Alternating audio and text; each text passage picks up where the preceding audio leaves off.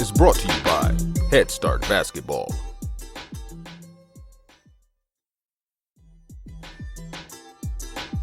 Head Start Basketball's cutthroat game-building program debuts on Tuesday nights in September.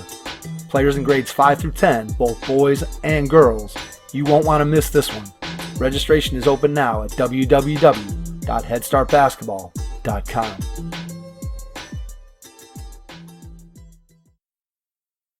We've got 12 players on our high school varsity team, and I have a stack of 3x5 index cards on my desk. And I've got every kid's name on each one of those cards.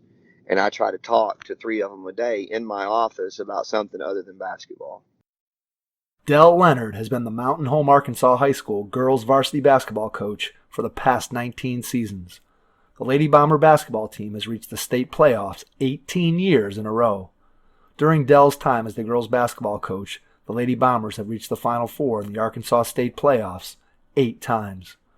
Coach Leonard attended North Arkansas Community College in Harrison, Arkansas from 1987 to 1990 and joined the United States Marine Corps in 1992. He was an active duty Marine for 2 years and then entered the Marine Corps Reserves from 1994 to 2002. In 1995, Coach Leonard graduated from Ouachita Baptist University in Arkadelphia, Arkansas, with a Bachelor of Science in Education degree. In 2004, he earned his Master's of Science in Education degree from Arkansas State University in Jonesboro, Arkansas. During his time as a student at North Arkansas Community College and Ouachita Baptist University, he was a 4-year letterman on the baseball team. Dell has coached other sports besides basketball throughout his career at Mountain Home. He was an assistant coach on the 1997 5A State Championship Bomber baseball team, and in 2008 and 2010 as the head softball coach, he led the Lady Bomber softball team to the 6A State Championship. Coach Leonard was also the Mountain Home head boys and girls golf coach from 2015 to 2018. After you're finished listening to the show, hop over to iTunes and leave us a 5-star rating and review to help others in the basketball community find the Hoopheads podcast. Subscribe now on your favorite podcast app so you never miss an episode. You can find every episode we've ever recorded on our website, www.hoopheadspod.com.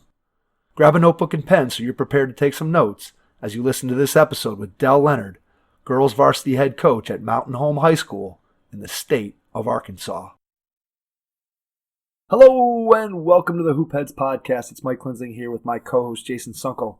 And tonight we are pleased to welcome to the podcast from Mountain Home, Arkansas, the girls' head varsity basketball coach, Dell Leonard. Dell, welcome to the podcast. I really appreciate it. I'm very humbled to be on here and thankful to my good friend Greg White for making the connection, and I'm really excited to talk to you guys. I'm a big fan of the podcast. Well, thank you. Yeah, Greg's been instrumental. As anybody who's listened to the show knows, he's been instrumental in helping us to grow the podcast, and he's been on multiple times. And also, we can attribute a lot of our guests, including yourself, to Greg's recommendations and connections. So shout out there to Greg. Thanks for all your help in helping us to grow what we're doing here. Dell, I want to start out by asking you how you got into the game of basketball as a kid and what made you fall in love with the game when you were younger. Honestly, I have to say that my younger brother and I were a couple years apart, and it's basically all we did was play sports. And whether it was, outside on a dirt court, on a goal that we tried to make sure we got it 10 feet, and probably got it wrong, but it was just my mom raised us, and there's my little brother and I, and then my 2 sisters, and we, of course, you guys have heard all the stories about, walking to school backwards in the snow, and we didn't have, video games and all that stuff. And from all of us older guys who didn't have it as easy as kids have it today. But, my brother and I just played. I mean, we were outside from the time we got up in the summer, and, and hated that dreaded call of mom to tell us to come in. We wanted to stay out and play. And then even during school, and just my love of sports came from, he and I just playing all the time. And then I had a high school basketball coach who was, a father figure to me, and just a great human being, great person, and Dennis Copeland. And he had such a huge influence on me. And I just, I didn't really play organized sports until about the seventh grade, and we went to a small school, and he was our coach, seventh grade through 12th, and I think that he epitomized the coach that made kids love the sport, and he helped me fall in love with basketball, and I played baseball as well, and he was also my baseball coach. Wow. So was he the coach for the seventh grade team, the eighth grade team, and the JV and varsity? Everybody. Yeah. Wow. Holy cow. Yeah. I think we had 32 people in our graduating class, and which is a total, 180 to, the school I coach at now, which is one of the, in one of the larger classifications, or in the second to largest classification in Arkansas. So, but he was a huge influence on me as far as my love of the game, both games, baseball and basketball. And I always thought that I would go on and play Major League Baseball like so many kids do. And I actually played college baseball. I did not play basketball. And, that's, I'll get into that later on when we talk about, getting into coaching and so forth. So, man, he had to be a busy guy coaching all those teams. He was. That's crazy. Well, and not only that, he coached the Pee Wee programs, and, he invested in the grade school and everything. So, that's the way they did it back then. Yeah, that's incredible. What do you remember specifically about him that you still hold with you today? Something, maybe that piece of advice he said, or just the way that he went about coaching you guys when you were younger. Talk about some of the things that maybe you remember specifically that still have an impact on you and who you are today. Well, he just had and has tremendous character. And, I actually ended up obviously graduating from that school, and we kept in touch. My younger brother played for him as well. So I would go back to watch my brother play and still be around Coach Copeland. And after I, finished my journey in college, and I actually had a little, I played JUCO baseball, and then I actually joined the Marine Corps and had a little gap between my first and second year of college, and then my third and fourth year. And so when I graduated from college, I needed a job. And he actually, at the time, was at Mountain Home, and he helped me get on at Mountain Home. And so I learned from him as a player, but I also got to be his assistant and learn from him as an assistant. And, the one thing I remember him saying to me that just resonated with me more than anything was just be honest, be yourself and be honest and tell the truth. And that I always remember that conversation in the office that day with him. So he impacted me as a player and as my boss. Yeah, honesty, I think, is something that obviously it's important in our day-to-day lives and our relationships, and everything that we do is built on it. But I think one of the things that sometimes coaches overlook is when you're having communication with players, and how important honesty is with your players, just in terms of playing time, in terms of what things you need to get better at, or what things you already are good at, and how you can improve. And it's easy sometimes as a coach to maybe not tell a kid the truth, because it can be painful sometimes for kids to hear the way that the things that they need to do to improve. And not everybody likes to hear that kinds of criticism.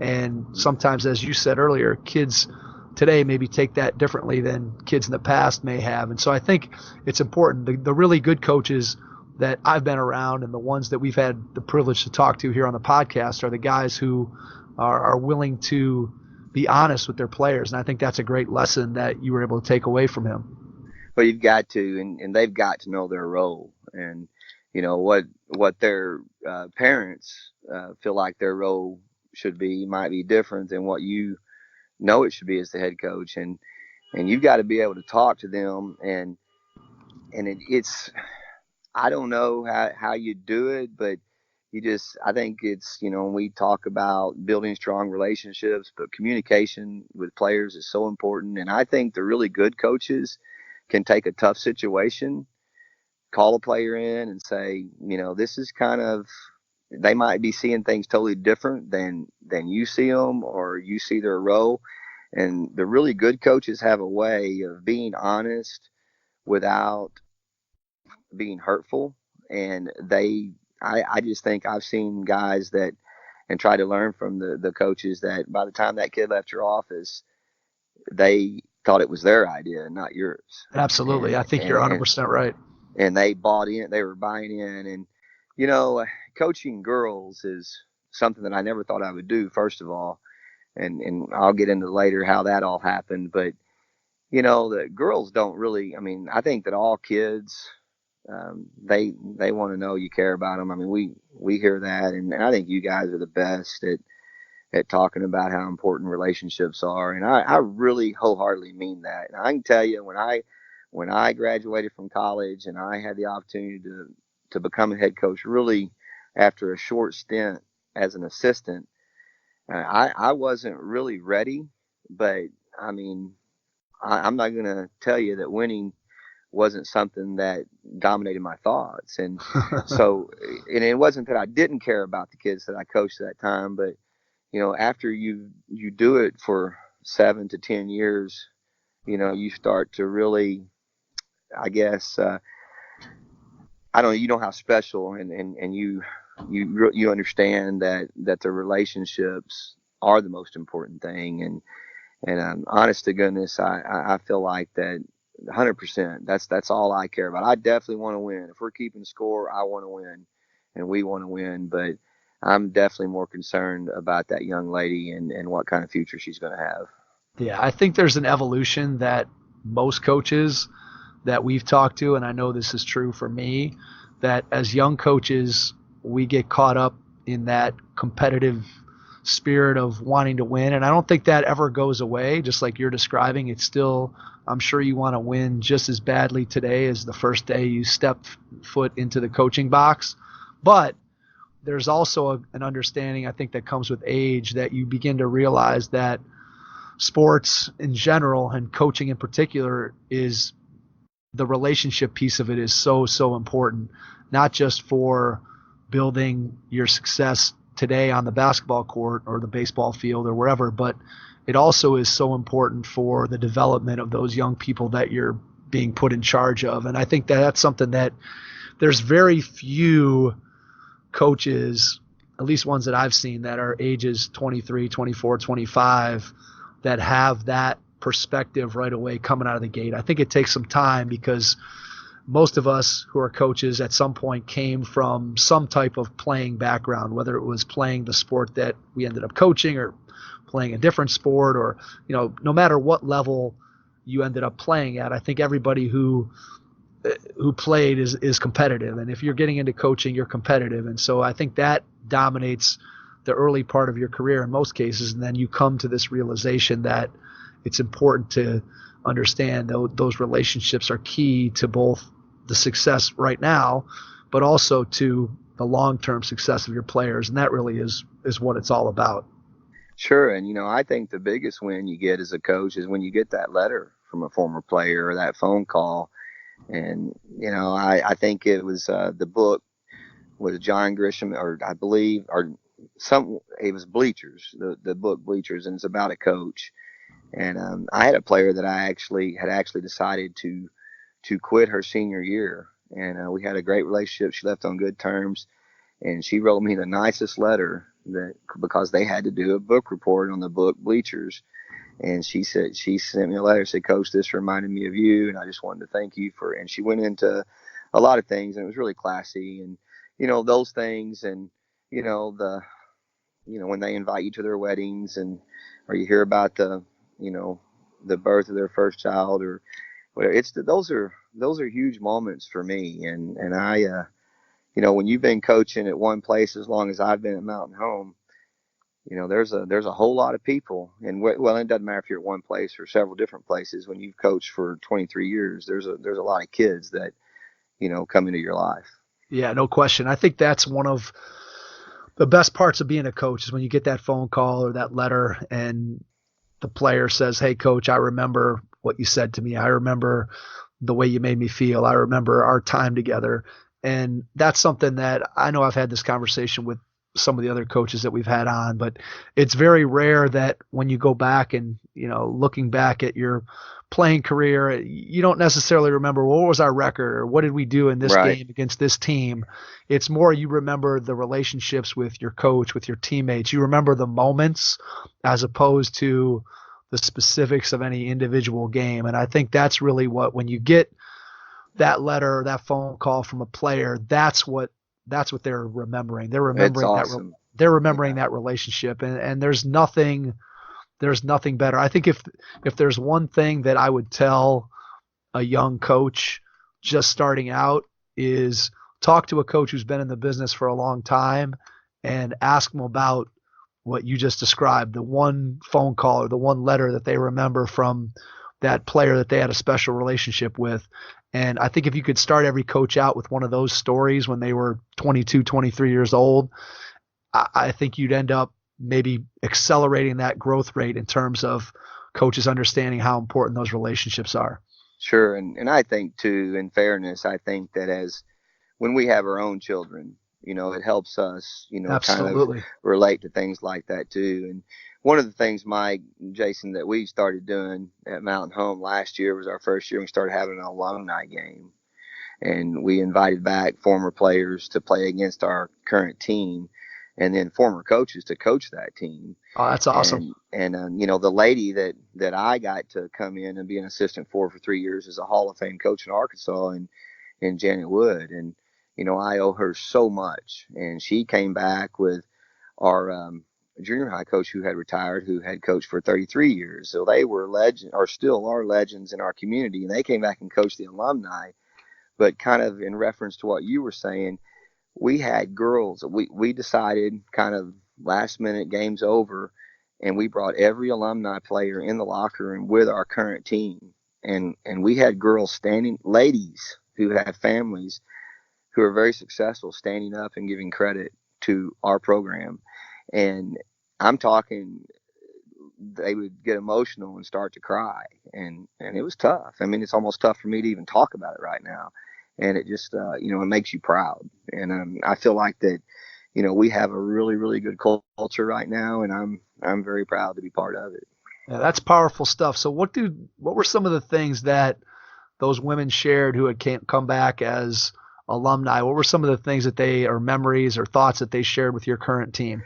I remember a former player standing up and just, she's very successful in our community, very successful business person. And she said, at the time you don't get it at the time. And, you're having to work your tail off. And in our league, we play against West Memphis, a lot of Little Rock schools, a lot of Northeast, and we're not near as athletic as most of the teams in our league. So we have to, we work really hard at what we do. And she talked about how you don't realize that as a kid, but then, she talked about how it helped her get through adversity in life and get through college. And she's, she's over a lot of people in her current job, and how she refers back to the lessons she learned in basketball. And then the toughest part for me was when my daughter stood up, and she just graduated from college. And there were several ladies that spoke. And I think when one spoke, it may have maybe motivated or reminded a kid of something, and they spoke. But my daughter just, cried like a baby and talked about, how much she missed it. And, she just currently graduated from college and just got her first teaching job. And it was, you get caught up in every day. We got to do this. We got to work on press offense. We got to develop this kid's footwork. You get caught up in all of that stuff. But then when you go through something like that, it's pretty awesome. Yeah, there's nothing better than that. Hearing it from your own daughter had to be tremendous. I know that just thinking about that moment for you and what that must have been like, and the amount of pride that you had not only in your daughter but also just in your program, and the fact that people are willing to stand up and say, hey, this is really what it's all about, and what Coach Leonard was able to do for me, and to tell your current players that hey, you're part of something that's very unique and very special, and something that you're going to remember for the rest of your life, and it's going to continue to have an impact. I don't think there's anything possibly that could measure up to being able to hear that from former players, and in this case from your daughter. That had to be for you one of the most, I would think, special moments of your coaching career. It was great. And in 20 years as a head coach, and I guess actually this coming year will be the 20th year, but we've been to 8 Final Fours or semifinal games, and we just have not been able to get over the hump. In one of these days, I hope we do. If we don't, then that's not what's going to define us. But we've been consistent as far as going pretty deep in the playoffs. But out of all of those huge wins throughout the years, that ranked up there, right up there with them. And you're right. You're absolutely right with everything you say. Yeah, that's very cool. I want to jump back to something that you mentioned, because I think it's probably a pretty important part of your story, and that is you mentioned that you joined the Marine Corps. So tell us a little bit about how that came to be, why that came to be, and then maybe we talk a little bit about what your experiences were like while you were in the Marines. Well, my brother and I were living together, and I just finished my sophomore year at college, and I played 2 years of junior college baseball, and we came home and we were actually living together, and we had decided that we would go to work and maybe take a little bit of a break. I was a little bit burned out, to be honest with you, and so we decided that we would go to work, and we figured out that was, and having a house and utility payments, we figured out that was a little bit tougher than what we thought. And the adult world was a little bit different than what you thought. And it's honest to God, the first, of course, we're still over, in the Middle East right now, as our country is, but it was a Desert Shield, right after 9/11, and we ended up going into the first part of the war, and Desert Shield happened, and my brother, we talked, and we were struggling financially, and we were tired of, there were a lot more bills at the end of the month than there was check and payment, and so I said, I think I'm going to join the Marine Corps, and he said, I think I'm going to join the Air Force. He was a lot smarter than me, and but he I say that, but I have tremendous pride in being able to go through the Marine Corps, and he went in and enlisted, and I went in and enlisted, and next thing we knew, we were going to boot camp, and I had active duty that I had to finish, and I finished it. He went a little bit longer active duty than I did, and he stayed in the Air Force. And after I finished my active duty, I ended up joining the reserves, which gave me the opportunity to go back and finish college with the GI Bill and play baseball. And I had a coach reach out to me and went down for a tryout. And next thing I know, I'm back in college, and I finishing up my time in the reserves, and got to get my degree and serve my country at the same time. And I finished up my Marine Corps duty in 1999, or actually, no, I'm sorry, it was 2001, and finished it up while I had started coaching, and I'm very, very proud that I had the opportunity to do that. Yeah, absolutely. First of all, thank you for your service. I know that. Thank you. Absolutely. I have my brother-in-law was just retired from the Army recently. So again, I have a tremendous amount of respect for anyone who's willing to serve our country in the military. What did you take away from your time in the military that has helped you as a teacher and a coach as you move forward in your career? Well, I think that the correlation with the way that we did things in the Marine Corps and the way that we have to do things at Mountain Home, when you're lined up toe to toe maybe with someone who's probably most of the time bigger and faster and stronger than you, is that we had to make sure that we were precise with everything that we did, and we have to be really good at those 8 standards that you guys know, that Coach Showalter and Coach Locke and Coach Shabla and those guys talk about at Snow Valley, and those 8 things of whole team defense, whole team offense, footwork, ball handling, rebounding, screening, passing, shooting. And I don't know how many I've listed right there, but we have to be really, really good at those, and we have to be so disciplined in everything that we do. And I think that's probably the discipline and the just doing things exactly the way they're supposed to be done, when they're supposed to be done. I think that's the correlation that probably helped me more than anything that I was able to take into coaching and from the Marine Corps. So when you take that and you apply it to your team, what does that look like for you on a day-to-day basis? That discipline piece and making sure that kids are doing what they're supposed to do when they're supposed to do it. Well, it starts for us in the classroom, and our team GPA, and I'm not stretching this one. Go ahead and brag. Come on, brag. We were academic state champions last year, and our GPA was somewhere around a 3.75, I believe. And this year we followed up, and if we don't win, then I don't know who is going to win, but our team GPA last year was 3.99.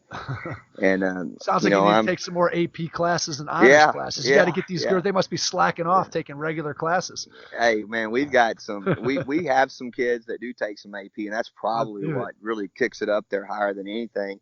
But I'm telling you guys, and I don't mean to get off subject, but we travel. Like our shortest road trip is 3 hours one way. Holy cow. And then when you start going to Memphis, it's 5 hours one way. My gosh. So we leave like at 9:30 a.m. or 10 a.m. for some of our road trips, and they better be back in that desk at 8 a.m. for the next day's class. And they have to do a lot of work on the bus and a lot of studying. And here's the deal: we have a lot of kids that are 2 and 3 sport athletes.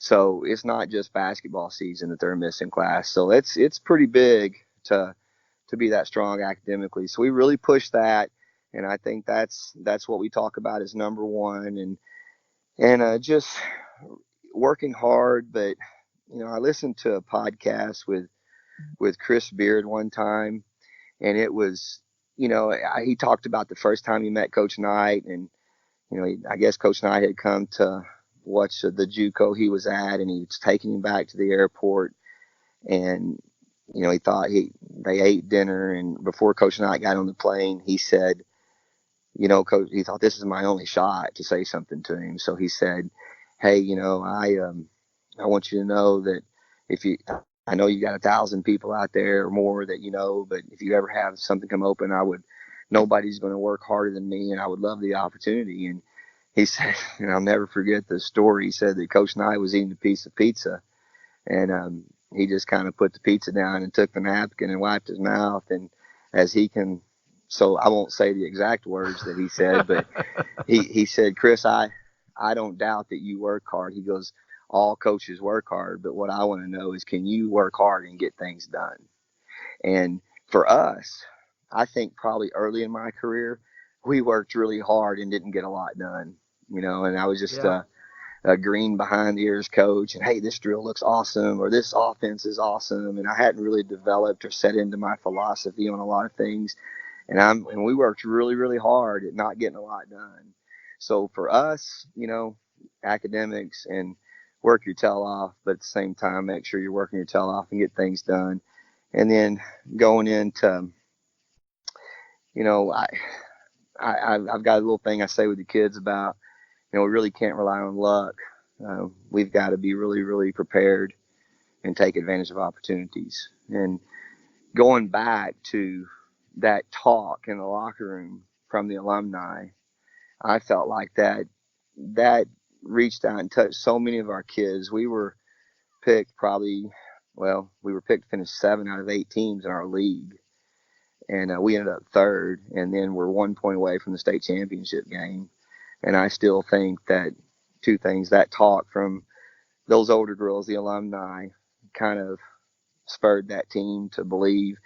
And then everything else that I mentioned about the discipline and all of that stuff, it has a lot to do with why they were successful.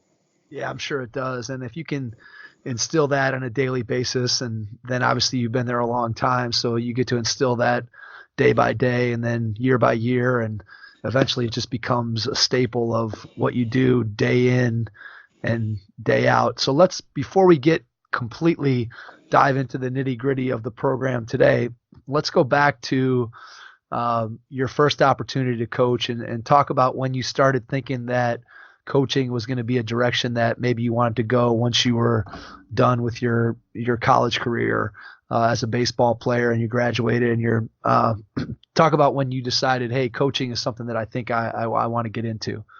Well, honestly, I talked about, I loved baseball and I loved basketball, but I knew I was better at baseball. In basketball, I was a guard that played really hard, played defense, and made sure I got the ball to people that could score. But I knew baseball was my ticket. So when I finally realized that, hey, I'm not going to play Major League Baseball, I thought I would really want to stay involved with athletics somehow. And so I knew that it would probably be in coaching. But even before that, going back to Coach Copeland, he made us, when we were in high school, he started the Pee Wee program, and we had to coach a group of 5th and 6th graders. He divided the 5th and 6th graders up equally, and he made each high school player coach a team throughout the Pee Wee season. Once the high school season was over in the spring, we had to coach a team, and I drew the short straw. My team didn't win a game, and we got into the tournament, and all of a sudden they figured out how to win. We had the end of season tournament. We win 2 games, and we make it to the finals, and just that gratification, not for myself, but I saw in those kids was rewarding. And so when he had us do that, and his wife, Carol, I remember her coming up to me and hugging me after the championship game and saying to me, and I've always remembered this, she said, "Dell, I think you're going to be a coach." And it just kind of, as a young kid who really was, just a role player on the high school basketball team, that gave me more confidence in myself than she will probably ever know. And it stayed with me. And, I kind of went into college and thinking that I was going to go the baseball route. I ended up graduating from college, asked Coach Copeland if he could help me get on. Just so happened Mountain Home had a in-school suspension monitor's position open. Oh, nice. All right, there you go. This harkens back to my first employment decision. So Yeah. go ahead, continue. Yeah. And it was uncertified pay, which was, I think I was making about $12,000 a year. But with it came an opportunity to be the assistant on the 7th grade football team and an assistant on the high school baseball team. And I went and I interviewed and I got the job, and I was running the in-school suspension room and during the day, and then I was going to coach those sports after school. And funny story, and I'll get back to what we're talking about, but my first year, in 9 months of coaching, I was an assistant on the high school baseball team at Mountain Home, and we won the state championship. That's a good start. Yeah, and then they asked me to help coach the Legion team, and they won the state championship. So our head baseball coach would give me a hard time and say, "You've been doing this 9 months and you've got 2 rings." And so that's how fortunate I was. And I'm thinking this stuff's not that hard. Easy. Yeah, exactly. So I've been at Mountain Home. I've had to coach other sports. I've always been the in basketball, or the head girls basketball coach the entire 23 years, but there have been other sports that I've coached, and so we've won 6 state titles in other sports. So very, very fortunate to be part of those programs. But it just goes, Coach Wood was the girls basketball coach, and I was coaching 7th grade football and baseball, but that's in the fall and the spring in Arkansas. Football was in the fall, baseball in the spring. And I went into Coach Wood because she's a legend. I mean, she was known throughout the state. Like I said, she's a Hall of Fame coach, the Lady Bomber basketball program at Mountain Home. one of the best in the state. And I knocked on her door one day and introduced myself and just said, hey, I would really like to just come to practice and, come to games. And we actually had a function with a lot of other coaches just a couple of weeks ago for one of our good friends. And Coach Wood told the story of how I came to the office that day. And she said, I thought he meant an occasional practice or an occasional game. She said he never missed a practice or a game, and he was on the bus every time. And so it just so happened that her assistant, who's also a dear friend of mine that was our junior high coach for years, Brenda Yancey, had decided that she did not want to be the high school assistant anymore and just wanted to concentrate on the junior high. And Coach Wood asked me to be her assistant. And then 2 years later, she decided to go into administration because her daughter was finishing up her high school career at a local school, and she wanted to watch her play, and she recommended me for the job. And I still, to this day, don't know how I got that job, but I'm glad that I did. And, I do believe that, there's somebody up there looking out for us, and this was the right thing for me. Well, I think the lesson, at least one of them that I take away from that, is you were willing to go and knock on her door, and you weren't looking for a handout. You weren't even looking for a job in that case. You were just looking to be a part of something. And I think I sent out a quote from Coach Showalter, I think yesterday or today, I can't remember, just saying that, what you have to do is you have to do the best job that you can wherever you are. And that's how you get noticed, and that's how you get opportunities. And there's a lot of coaches that, again, going back to what we talked about, who are young, that sometimes want to skip those steps. And Coach Showalter talked about on our podcast how, people ask him, well, how do you get to do the things that you're doing with USA Basketball and get all these opportunities? And, he said, well, look, I coached high school basketball for 42 years. It's not something that came to me overnight. It's something that over time has developed for me. And I think that's the lesson that I take away from that story that you just told, which is, you got to be willing to knock on doors. You got to be willing to put yourself out there, and you got to be willing to do things that maybe other people wouldn't do. Maybe somebody else wouldn't have been so bold as to go and knock on the door. And then as a result of you doing that, and then obviously making an impression upon her, that gave you the opportunity that you're still enjoying the fruits of today. Yeah. I mean, the one thing I was going to say is it kind of reminds me of the story Billis told when he was on with us, talking about, like, he was not asked to go to a meeting. He kind of was told he didn't have to go, and he's like, well, I want to go. And then they asked him the question about timing. I don't remember who was it. Antoine Jameson. Timing Antoine Jameson. He said, I want to watch Antoine Jameson. He's the player to watch because of how quickly he releases the ball. I've never seen a guy release. And ever since then, and that's kind of how he got his career started. Just that one little incident, Yeah, well, to tell you guys that I wasn't a little bit nervous when I knocked on that door would be a lie. But I think that everything that I had seen and been through in the military and in my life gave me the courage to knock on that door. And, absolutely just Coach Wood is there's no way I would ever be able to repay her what she's done for me and my wife. It's just I'm so thankful. And going back to Coach Showalter, isn't it amazing how we look back, like I can look back at my first 23 years and be so thankful to these people. And I could talk for hours on people that I need to thank. But then to have the opportunity to meet a Don Showalter and a Dave Shaw, those guys, and Greg White, who's right here in the same state with me, who we've known about each other, but Snow Valley being able to grow those friendships and those relationships, and here I am 23 years later, and I feel like I'm starting year one almost over again because I've got that much enthusiasm.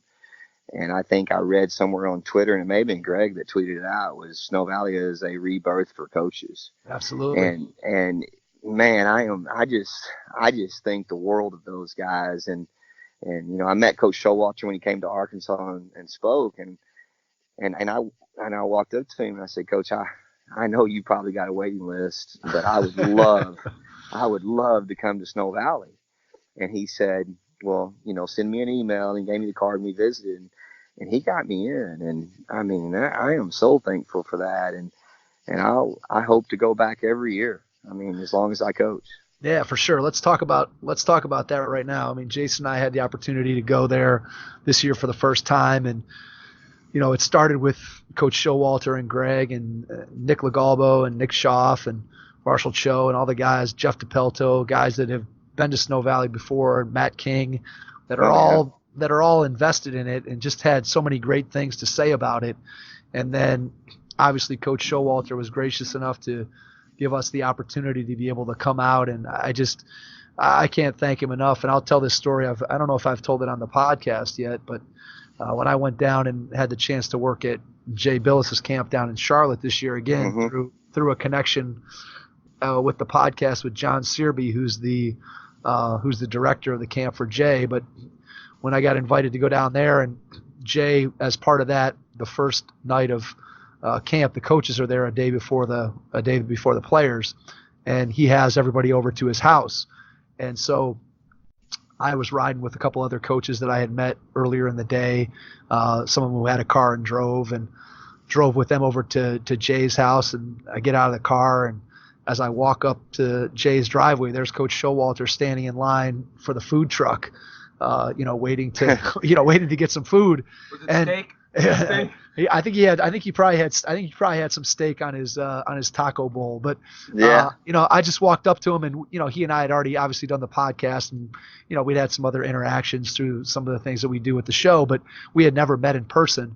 And so I walked up and said hello, and we're kind of introducing ourselves face to face, and walked through the line with him and sat down, and he and I ate that meal in Jay Billis's dining room together. And I'm sure there was 50 other coaches who would have gladly taken that opportunity, but again, he sat with me and some of the other people that happened to sit down at the dining room table. And just again, I just think that he's been such a tremendous help to our podcast, and just all the things that he's done for the game of basketball through Snow Valley and USA Basketball, and being a great high school coach. And we've just talked to so many people who have had these same kinds of experiences with him. It's it's incredible. It's unbelievable. He's such an ambassador for coaches in the game. And the thing about coaching is, I think when you deal with kids and you deal with parents, and you can tell when someone's genuine. I mean, and man, there's not a better person I've ever been around than Coach Showalter. And just really, really thankful. And I'm right there with you on all of that, how humble he is, and how great he treats coaches and gives everybody opportunities. And I also think about the guys that I've met at Snow Valley, that Doug Brotherton out of Houston, and Sean Sturkle, and Andy Johnson. Those guys. I have made some friends that'll be lifelong friends that I can email and say, hey man, we're looking at this situation, give me a drill for it, or tell me what you would do. And it's just Doug will draw it up on Fast Model for you and send it right to you. Oh my gosh, he's awesome, man. He's awesome. I met him down at the Billis camp. Great guy. We're gonna get him on. We're gonna get him on at some point. But you need to. He's the Fast Model guy. Yeah, and he I actually was at USA Basketball Coaches Academy in Dallas this past weekend, and he was there with Andy, and we had a great time and visited. And those are, I think, obviously professionally, those relationships benefit you, but more than anything, on a personal level, it's just you're just so thankful for them. And when you talked about Billis's camp, I remember Doug telling me that he also went. So that's, I thought about that and those guys. Yeah, that camp was incredible from the standpoint of the way that they do it is so unique and different, in that they have not only to go with the player side of the camp, but they also have a coaches development program that the coaches go and participate in. So when the players go to lunch or the players go back to the dorm, the coaches don't go to the cafeteria and eat like they do at Snow Valley. Instead, the coaches stay and they bring in a speaker, or they have a program, or there's something going on from a coach education standpoint. And cool. As a result of that, then, I think they had 100 kids and there was 50 coaches there. So you have a 2-player to every 1 coach, player-coach ratio, and I've never seen anything like that. So they just do a tremendous job, and to have the opportunity to go first to Jay's camp in June, and then to turn around and go back and have an opportunity to go to Snow Valley.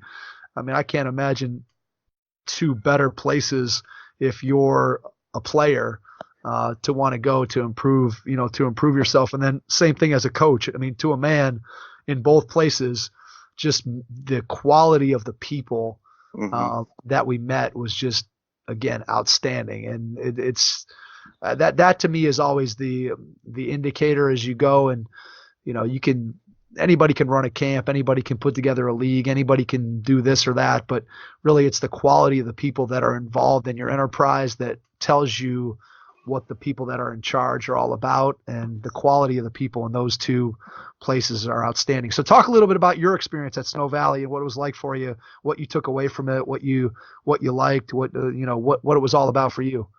Well, I literally, I met, I'm on the Arkansas High School Coaches Association committee, and part of my job is to introduce speakers, or if a coach needs to be picked up at the airport that flies in, I go get them, or make sure they get to lunch, whatever. And so I had met Coach Showalter there, and the following week was Snow Valley. And so, when I get the email from him that says, hey, you're in on June such and such, I can't remember the exact date, you need to go to USA Basketball and do all this stuff to get certified. And so I'm coming home from the Arkansas High School Coach Association clinic, which I'd been gone a week, and my wife is actually our junior high coach, which is a blessing. And so she goes to the clinic as well. Well, I tell her, I said, hey, when we get home, I think I'm going to go to Iowa.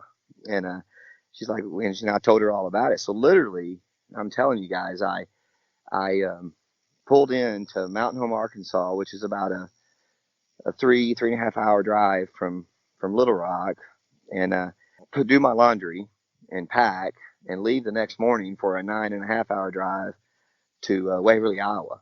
And I was and felt like it was a 30-minute drive because I was so fired up to be there.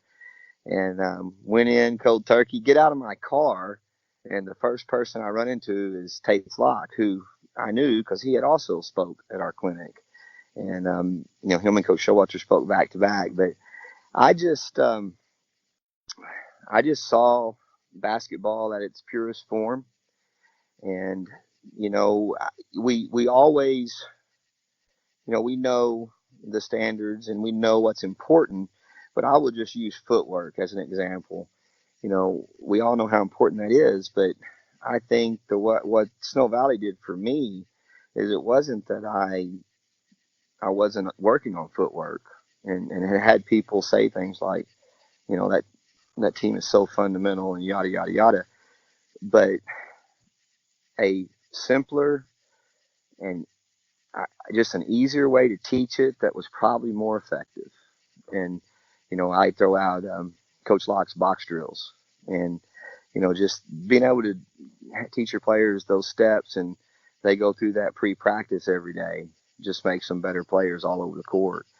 But just the purest form of basketball, professional level, it just is a PhD, and personal level, it just helps you make connections with people who not only will make you a better coach, but just the character of people that help you be a better person.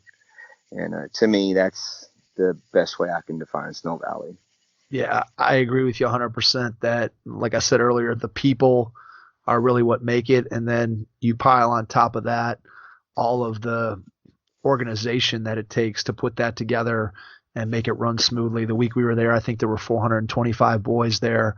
And the fact that you can manage all of them and get them to places where they're supposed to be and have the schedule organized and have the right number of coaches in the right places to be able to teach the skills that they're trying to teach. I love the idea of having that one master clinician teach and explain the drill, and then sending people out to their basket to work the drills with the other coaches who are there to help. And I really enjoyed that. I told Greg after when we did our little wrap-up show that the thing that I really enjoyed, because I do a bunch of camps here where I'm the guy in charge, and so I'm kind of coming up with the ideas and doing the organization and putting together the drills. And for me, in a way, it was really refreshing to go and have somebody else do all that organization and put together the drills and then just give it to me and say, hey, here, teach this drill. Yeah. And I was like, wow, all right, great. Sure. I'd love to do that. And then I'm learning some new things along the way.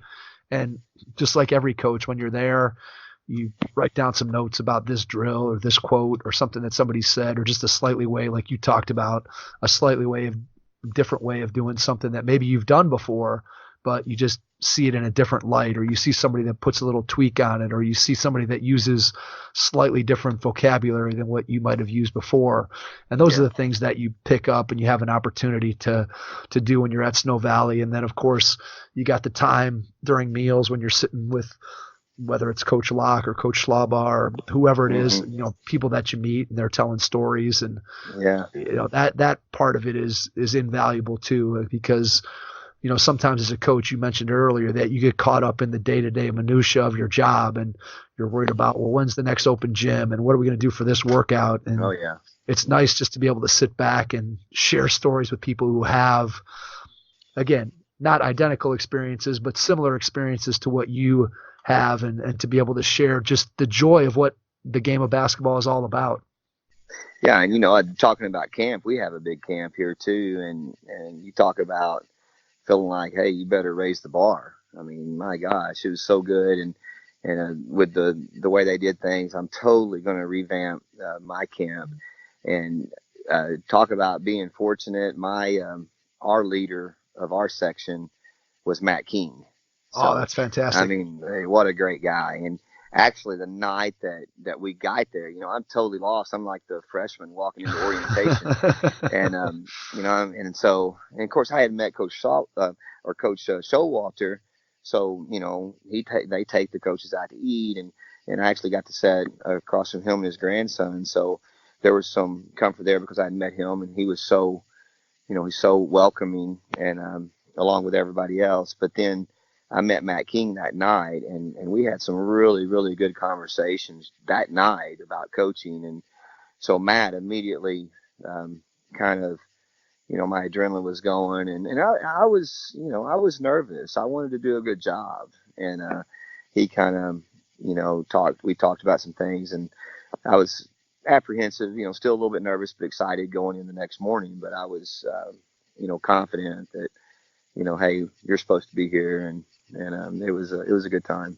Yeah, Matt's great. We had him on very, very early in the podcast, and I know he's been really busy with all the things he's doing with the Arizona Basketball Coaches Association. Yeah. He's got some great stuff going on there. And actually, last time we talked to Greg, he's like, you got to reach back out to Matt and get him back on the show. So I just got back from vacation, so we've been working on the upcoming guest list, and so we got to reach out to Matt again at some point. But yeah, he was probably I'd say of anybody we talked to, he was the most, I don't know if intellectual is the right word, but just his thought process about how the game of basketball from the youth level all the way up through the highest levels should be structured in order to make it the best experience for kids.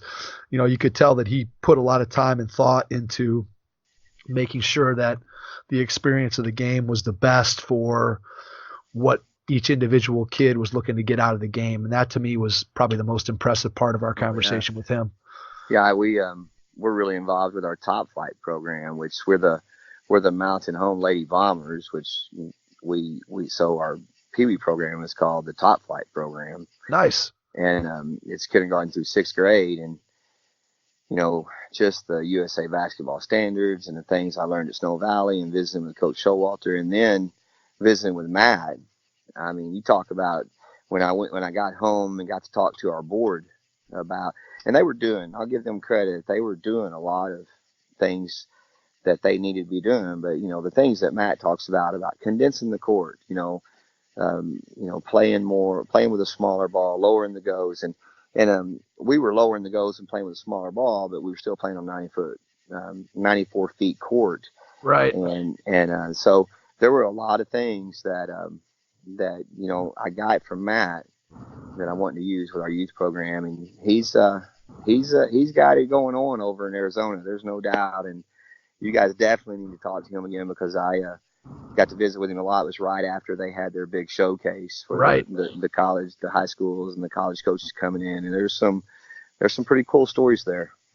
Yeah, what he's doing there, I think, is tremendous for high school basketball players. I think that hopefully that he continues to have the success, and that particular format will spread from Arizona into other states, so that more high school coaches and high school players can experience what he has going. Let me ask you about your youth program. I know you mentioned back a little while ago when we were talking about how when you were a player that you got an opportunity to coach those young kids that were part of your community back then. And so do your varsity players, do kids in your program go back down and work with the younger kids as part of your youth program?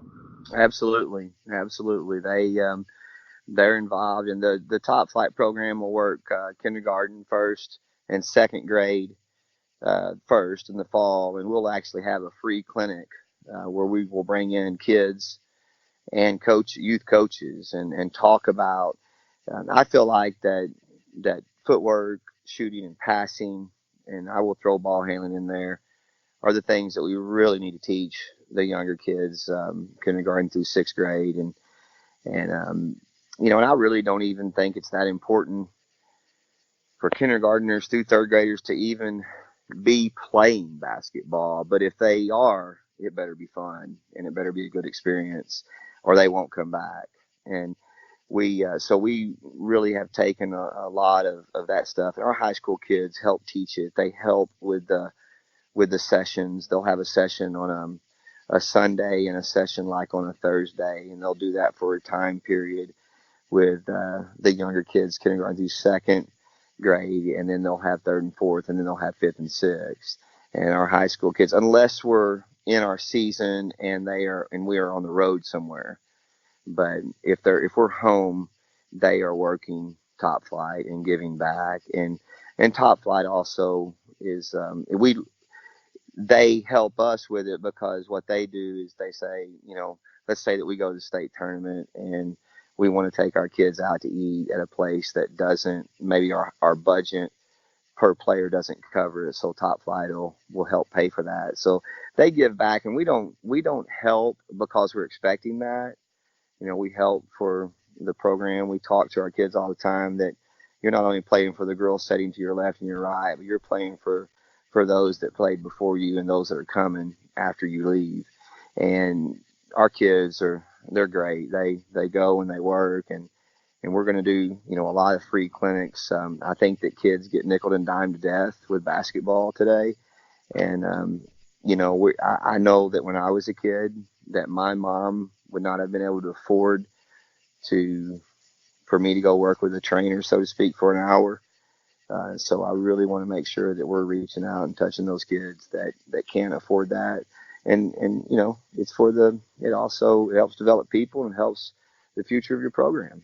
I agree 100%. I think that's one of the things I've said before, that when I was a kid as a player, that, when I was coming up as a kid in elementary school, I had high school varsity and junior varsity players that coached me. Mm-hmm. And then when I got to high school, I had the opportunity to then coach kids who were elementary school players.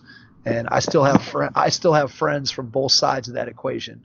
Sure. Guys that coached me that I'm still friends with, and guys that I coached that I'm still friends with. And unfortunately, I think just the way that the whole youth basketball scene has shifted, you don't see that nearly as often. I think it was pretty standard procedure back when I was growing up in the 80s.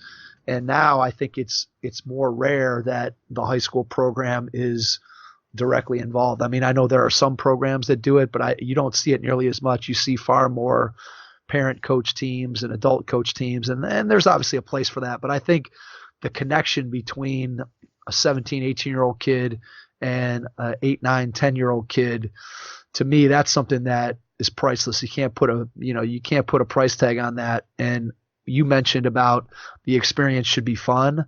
I think by putting that 16, 17, 18-year-old kid with a younger kid, you're almost guaranteeing that both of those groups are going to have fun, because Absolutely. they're not going to be worried about, this or that or the pressure of winning. They're all kids, and they Right. all want to have fun. I think that's really important. Can you talk for some coaches that are out there listening, just how the youth program there in Mountain Home is, how it's constructed? What's the organization look like for how you put the whole program together, and then kind of what your role is in making sure it all runs the way you want it to? Well, my role is to help the people that are in charge, and we have, and Matt Martin has been a staple, and there's several other people, Scott Bryant on the boys side, and they're just so. Matt Martin has come in and taken over the program and had a vision, and actually his twin daughters, Emma and Abby, will be seniors for me this year, and he had a vision to start a Pee Wee program, and they called it Top Flight, and I cannot take credit for any of that, because they started it, and our athletic director, Coach Mitch Husky, he actually was the boys basketball coach, and he had a lot to do with starting as well. And we were running a 5th and 6th grade Pee Wee program at Mountain Home, but we were trying to do it during basketball season, and it was just really, really hard because our coaches were gone, our players were either practicing or had to get home and do homework. So they decided to divide it up into little segments, and they do have parents and volunteers who are involved, and we meet with them at the beginning of the year. And my role is just to aid, and I'm on the board of directors along with our boys coach, and we just help with the process and the standards and what we want and how we want them to do it. And so we go to the board meetings, and then we're involved in the sessions as much as we can. And our kids are there, and there might be an adult coaching a team, but they'll have a Lady Bomber basketball player assisting. But we don't. It's not about playing a lot of games. They have sessions where we concentrate on fundamentals. So we have people just like Snow Valley working on those fundamentals in stations, and then they'll play a game or two at the end of the night. So those players are involved. But my role is simply to advise and to give input, and then I just want to be there and let the little kids see me as much as possible, that I'm supportive. And then going back to the girls, the high school girls, I mean, we remember this feeling. And I tell the girls this all the time, those little ones, you are like their hero. They think that you're Superman. And so there's so much that goes into those kids being there and teaching those little kids. But biggest thing for me and my role is to be there, to help, and to let them know, hey, we don't need to be playing zone. The younger kids, kindergarten to probably 4th grade, don't need to be going much more than 3-on-3. We need to shorten the court for the little ones so that you don't get some first grader that comes in there that has to run 94-foot sprints for 20 minutes. You don't want them just to be jogging? You want them to actually play basketball? What's the problem there, Dell? They walk out the door and say, Mom, I never touched the ball, and all I did was run up and down. That's not fun to them. And when you look at the other things that we're competing against in girls basketball, even including my daughters who were coaches' daughters, they wanted to cheer when they were little. That's what, as a little girl, that's what they see, and that's what they want to do. Now, they both ended up being involved in basketball and volleyball, and they didn't end up cheering, but that's what was really appealing to them at a young age. And then you look at, and my youngest daughter played volleyball, so I'm not talking bad about volleyball when I say this, but the truth is, and our assistant coach is the high school volleyball coach, and she does a great job, and she's involved in basketball, and she played basketball and volleyball in high school. But I tell her all the time, you got to help me out here, as the head volleyball coach. You got to make sure that they play both, and encourage them to play both, and we both do the same for each other. But I said, think about it. In volleyball, they don't have to touch each other. They don't have to be physical with each other. They don't have to get their heart rate up to an uncomfortable level. And they get to wear ribbons and glitter and do cheers between each play. Yep. And I said, what little girl is not going to love that? And so, she's very smart and intelligent because she, gets them at a young age, but she's doing a great job of helping us get them to play both. But we got to make sure it's fun for them. And getting back to our topic, we have to make sure that basketball is fun for them at a young age, or they're just going to go play volleyball, or they're just going to go to cheer. And so that's what we have to do. Yeah, I think what I hear you saying, your overarching theme of what you're trying to do with your complete program is develop a spirit of cooperation between all these different pieces. So you have the cooperation with your board that's heading up top flight and making sure that that's all working together and that you guys are on the same page in terms of what you expect from kids at those ages and what you can expect from them and what you need to provide for them. And then on the other side of it, once you get up into high school, talking about the cooperation amongst coaches who are part of the various programs at the school, making sure that coaches don't get territorial over their athletes, which, right. I know that there's been places where I've seen that happen where this coach only wants their players to play their sport. And if that doesn't happen, then you get into some dicey situations. And, we've talked to coaches on both sides of that spectrum that, a lot of people are fortunate like you that they're in places where coaches understand the whole thing, how it all works and how it should fit together and how it should be for the benefit of the kids. And then we've talked to other coaches where that unfortunately isn't the case, where coaches do get possessive of their athletes and only want them playing their sport year round. And that can be tough for sure. So it sounds like you have a good situation surrounding what you have with your program. Yeah. And, that's one of the things that I try to talk to our young coaches about that come in. And if you're trying to, and I'm going to tell you that as a young coach, I got caught up a little bit in, they need to be playing year round if they're going to be as good as they can be for a 2 or 3 year period. But then I look back, I played 2 sports, and it really was the only 2 sports that our high school had. And if I hadn't played baseball, I probably wouldn't have had the help in college that I had financially.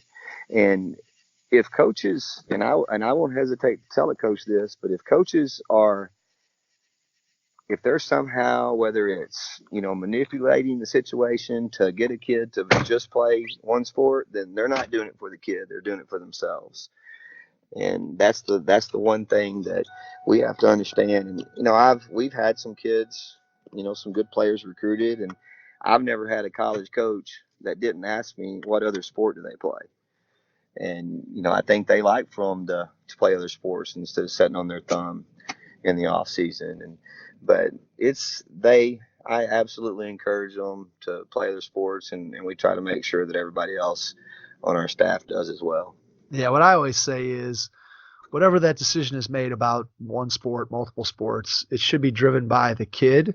That's right. And if the kid's making the decision that, hey, I only want to play basketball and I want to do it year round and I want to be at every single workout and every single thing that my basketball coach does, and I want to play AAU in the spring and I want to be in a fall league, and great. If that's what the kid wants, right.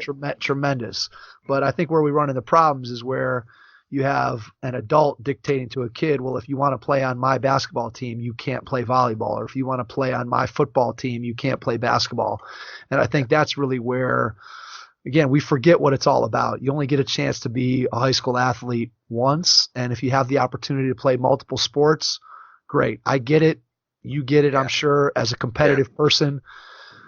You'd like to have your kids. Hey, I'd like to have my kids 12 months a year. The chances of them improving in that sport are probably better. But ultimately, is it about my one loss record as a coach, or is it about the kid and their overall experience? And I think that's something that we all have to remember. And it's tough because we know to a certain degree you get judged by your wins and losses. And people can say that we don't, but the reality is in most cases we do. And so it's definitely something that a coach has to balance out. But I always go back to erring on the side of the kids making the decision. then it's a good decision. If it's Yeah. a decision that's And being made by an adult, then I'm not a fan of it.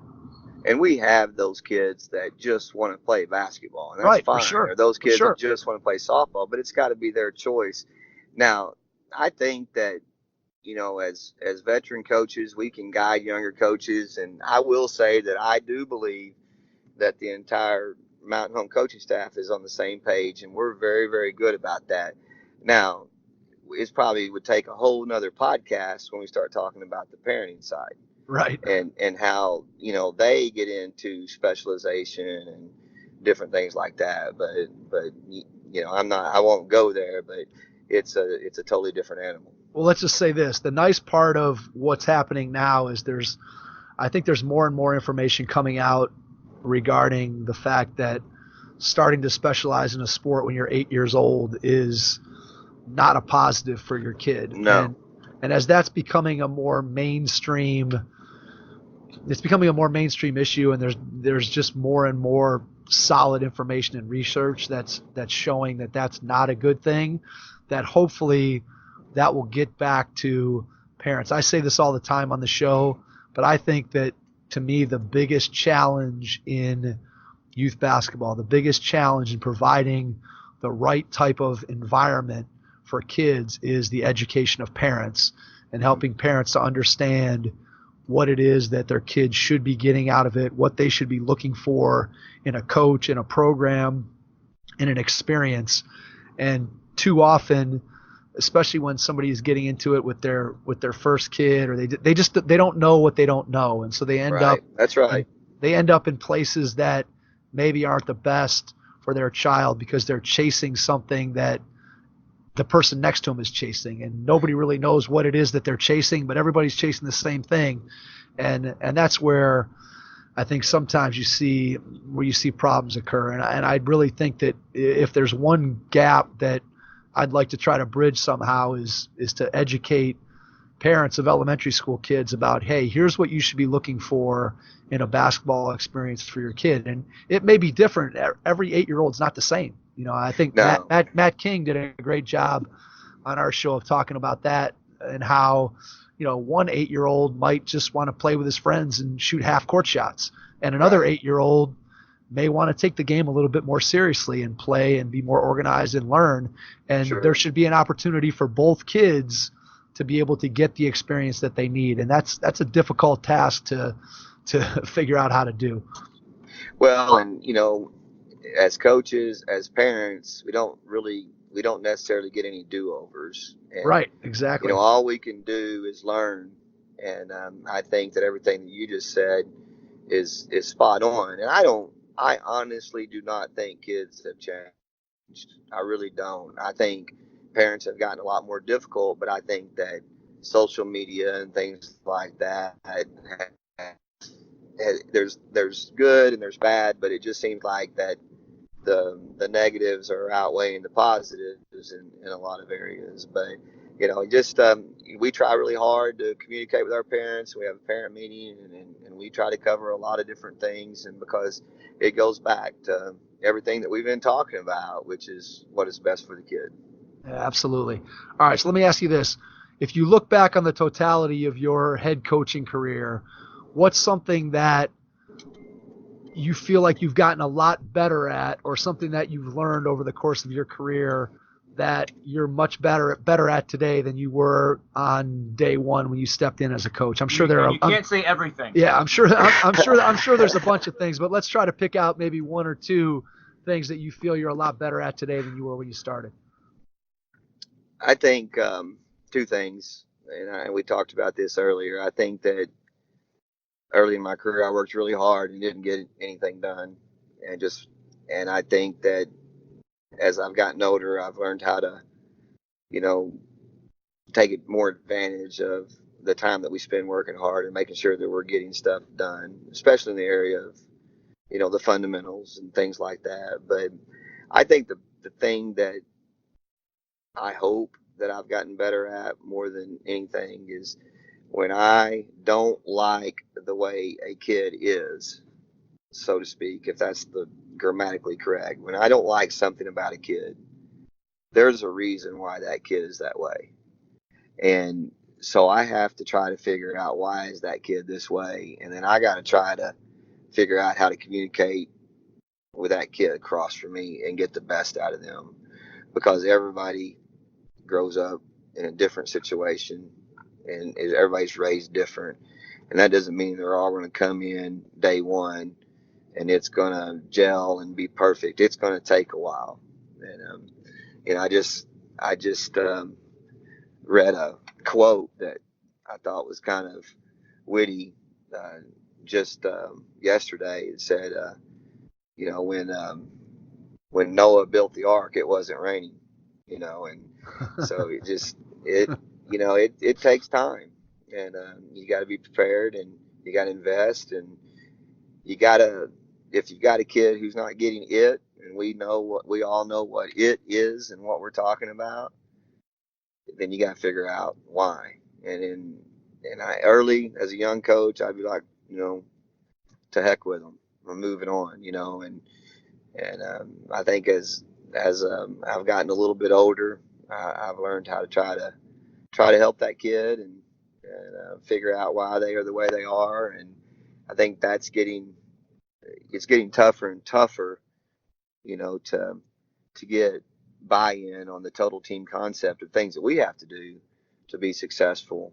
But figuring out how to do that by reaching each kid individually is, I would hope, is something that I've gotten better at. So how do you go about reaching each kid individually? Is that just by paying closer attention to what they say, what they do, what they're doing in school? Is that through individual conversations? How do you go about building that kind of rapport and relationship and understanding of each one of your individual players? Because I think if, again, we go back 25 or 30 years, there was a lot more my way or the highway coaches where, right. Look, I'm coaching everybody the same way. And if you're not on board with this train, then, I don't have time for you. Versus now, I think, and again, a credit to the coaching profession, that it's evolved to the point now where we understand just what you said, that kids have different backgrounds, and yet we still have to figure out, okay, I understand this kid has a different background, but how do I go about understanding them better so I can coach them better? So how do you go about doing that? Well, one of the things I say at our parent meeting is, when I talk to you, obviously we're going to talk about basketball as far as maybe I'm at a junior high game and a senior high parent walks over to me and wants to have a conversation.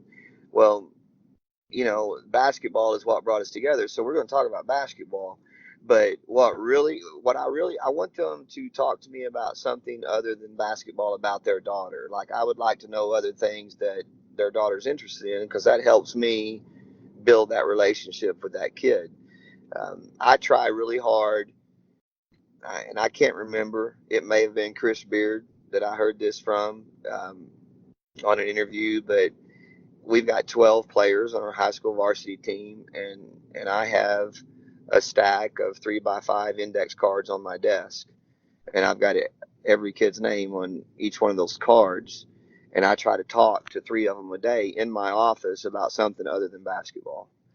And so that's one thing we try to do. And then, of course, all coaches at the beginning of practice, I think, you walk around each go, and you have a pre-practice routine, but you walk around each go and you try to talk to kids, and you just, ask them about their family and get to know them. But the biggest thing is communication, and then having assistant coaches who do the same thing, and, trying to get to know them more than just a basketball player, and then figuring out, what motivates them, and so on and so forth. Whereas you said used to, it was, hey, this is how we're doing it. And I think you still have to have those standards in certain areas, but my way or the highway in every single area doesn't work anymore. Yeah, absolutely not.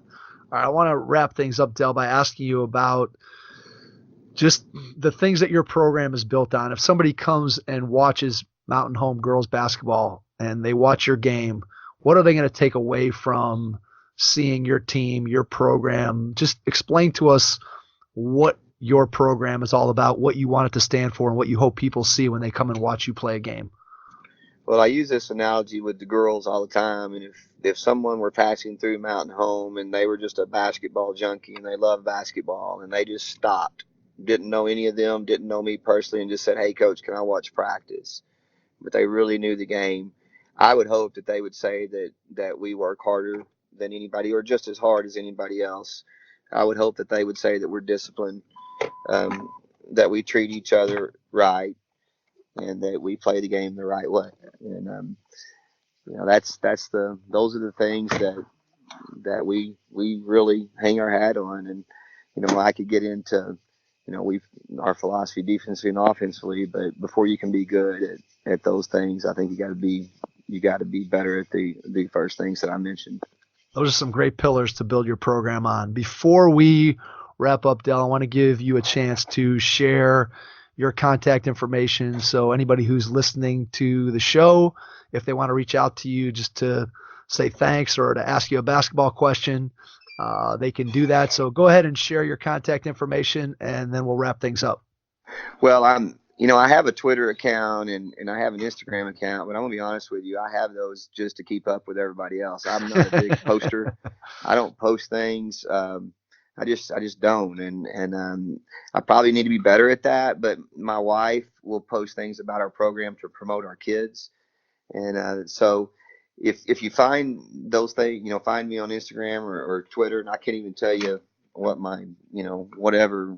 How to do it. We'll do some research when we put it in the show notes. We'll do some, we'll get our crack research staff, Jason, on that. Yeah, but I will give you my email and my cell phone number, and I'm open to anybody calling me, and I would love to learn from everybody else as well.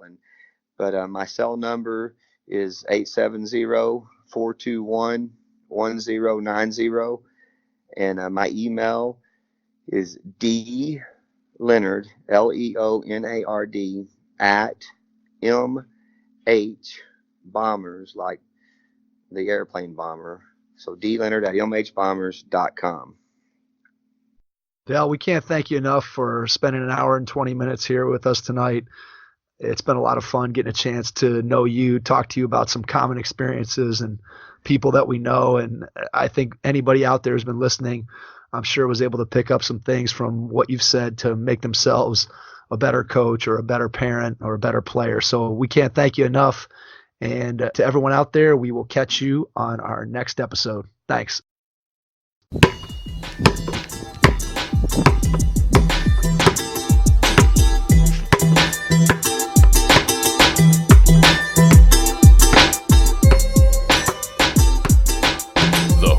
Podcast is brought to you by Head Start Basketball.